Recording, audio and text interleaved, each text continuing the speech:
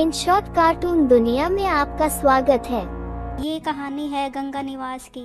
गंगा निवास में गंगा अपने परिवार के साथ एक शहर में रहती थी। गंगा अपने पति शंकर और बेटे भाऊ रुद्र और उसकी पत्नी लक्ष्मी के साथ रहती थी। रुद्र और लक्ष्मी की अभी थोड़े दिन पहले ही नई नई शादी हुई थी। घर में सब लोग बहुत खुश थे। गंगा, बहू से कहना मेरे लिए एक कप चाय बना दे। जी अभी बोलती हूँ। बहू, अपने ससुर जी के लिए एक कप चाय बना दे बेटा। जी मम्मी जी, अभी बनाती हूँ चाय।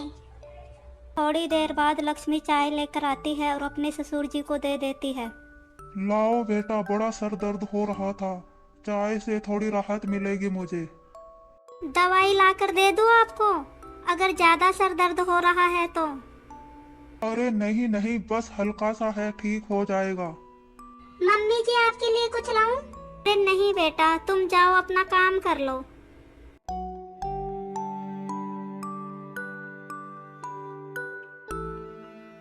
बड़ी गुणी बहू है हमारी, सबका कितना ख्याल रखती है और घर का सारा काम भी खुद ही कर लेती है। हाँ गंगा, ये तो है, आखिर पसंद भी तो हमने ही की थी।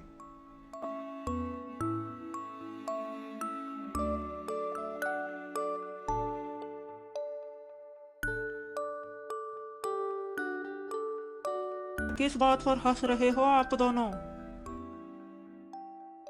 बस बहू की तारीफ और बेटे की तारीफ नहीं।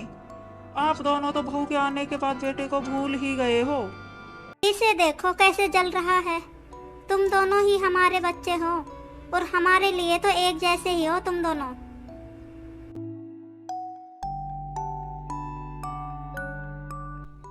ऐसे ही खुशी खुशी काफी दिन निकल जाते हैं। फिर एक दिन गंगा के घर उनकी पड़ोसन रमा आती है। गंगा बहन, ओ गंगा बहन, घर पर हो क्या?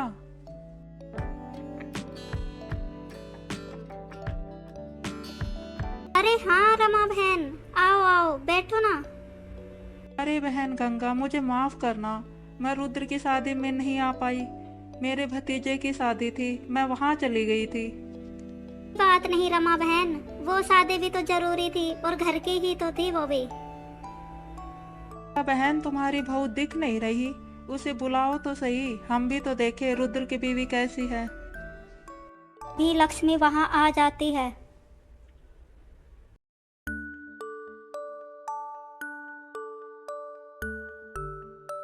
नमस्ते आंटी जी। नमस्ते बेटा, नमस्ते। अरे वाह गंगा बहन, तुम्हारी बहू तो बहुत सुंदर है। रमा बहन सुंदर ही नहीं, बहुत गुणी भी है मेरी बहू।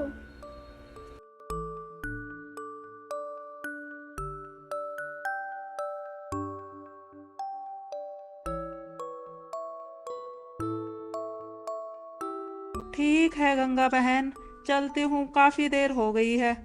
आप भी अपना ध्यान रखना। हाँ हाँ ठीक है रमा बहन, तुम भी अपना ध्यान रखना। माँ, मेरी घड़ी नहीं मिल रही है, आपने देखी क्या? नहीं रुद्र बेटा, मैंने तो नहीं देखी, तूने ही घर में कहीं रख दी होगी। बहू से पूछ ले, उसने कहीं रख दी हो तो। नहीं माँ, मैंने यही मेज पर रखी थी, पता नहीं कहाँ गई। मैंने कमरे में कुछ रुपए रखे थे, तुमने लिए क्या?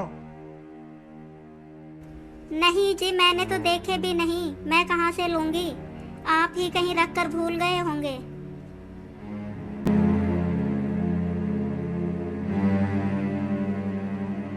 दोनों बाप बेटे अपने अपनी चीजें रखकर भूल जाते हैं, फिर पूरे घर में ढूंढते फिरते हैं।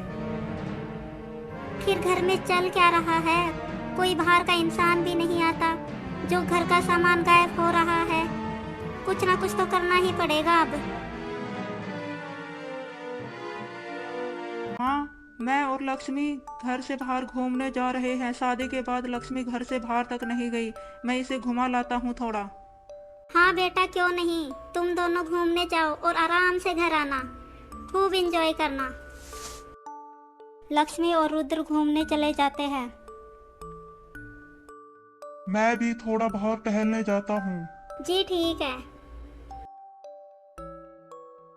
मैं थोड़ा झाड़ू लगा देती हूँ, घर में कचरा ही कचरा हो जाता है। बेचारी बहू पूरे दिन लगी रहती है। गंगा झाड़ू लेकर झाड़ू लगाने लगती है।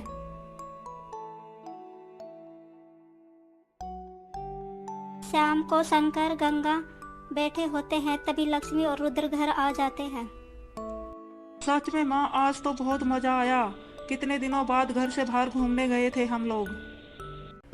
बहू, हमने किस चीज की कमी रखी थी तुम्हें? तुमने सही नहीं किया ये। मम्मी जी, आप ये क्या बोल रही हो? मुझे कुछ समझ नहीं आ रहा। गंगा, क्या हुआ? बहू के आते ही उस पर गुस्सा क्यों कर रही हो?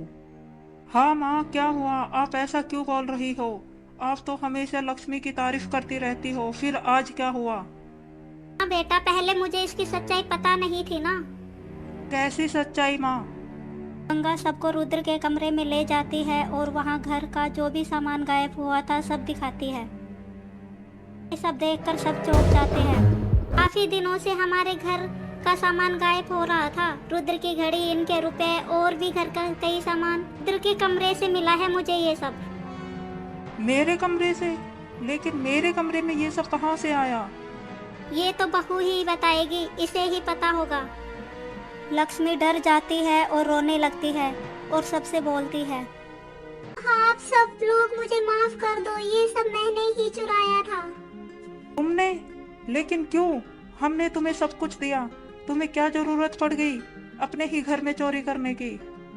मैंने तो पूरा घर तुम्हें संभला दिया था बेटा, किसी भी चीज को छिपा कर नहीं रखा था। तुमने ऐसा क्यों किया?